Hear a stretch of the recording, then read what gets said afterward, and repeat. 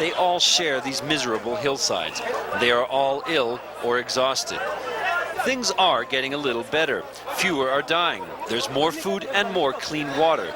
The cholera epidemic may be passing, but dysentery is on the rise. This is still a bad place to be. Vous écoutez Radio Goma. And so, volunteers, not doctors but reporters, have opened a new radio station to get the message out, to tell them how to fight off the cholera, how to stay alive, where to bury the dead. And one day soon, they hope to tell them it is safe to go back. When it will be a question of returning to Rwanda, it will be another topic. As you can imagine, this is a very, very touchy issue. And there is no evidence today that it's easy, that it's possible to go back. Some people, sick of the life of the refugee and well enough to walk, are heading home. Down this road, a few hundred refugees make the trek back toward Kigali each day. But back in the camps across the border, as many as 1 million refugees remain. The question is, why aren't they going home? First, there is exhaustion. Even those who fought off the cholera need time to eat, to drink safe water, and to rest up before making the long journey home. Then there is the fear that drove them here. Rumors are running rampant.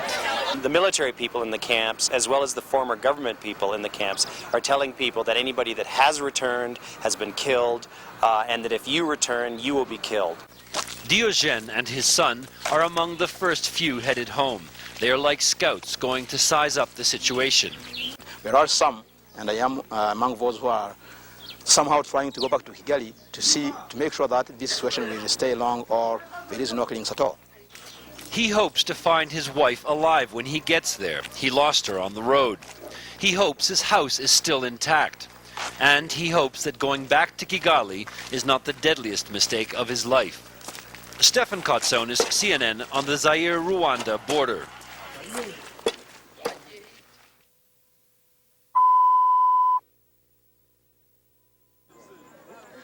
Hidden among these tents, there is a bureaucracy, an administration, and an army. It is the exiled Hutu government of Rwanda, and it is already planning its return to power. This old schoolhouse is now the Hutu Army's command headquarters. Here they are typing up the payroll lists. The men haven't been paid since June. The commanders spend their days calculating how long they can hold out. Stuffed under the bunks are guns, machetes, and bullets. They claim they have 30,000 men. Today the machetes are used for their original purpose, chopping firewood, not Tutsis.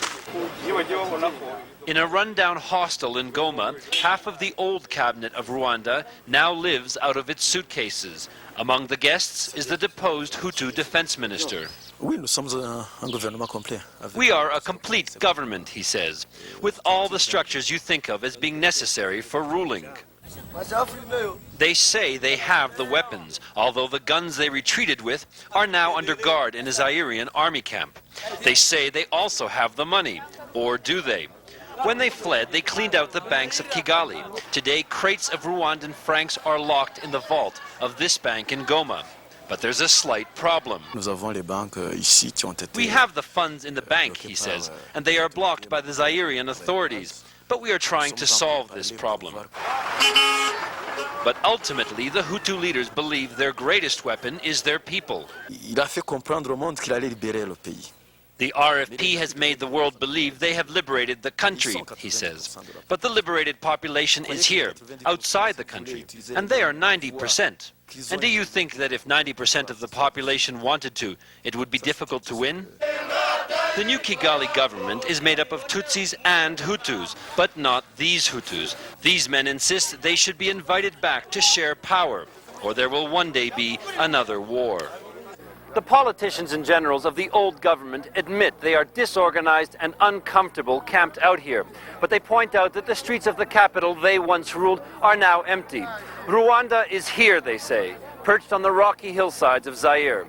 Stefan Kotsonis, CNN, Mungunga Camp.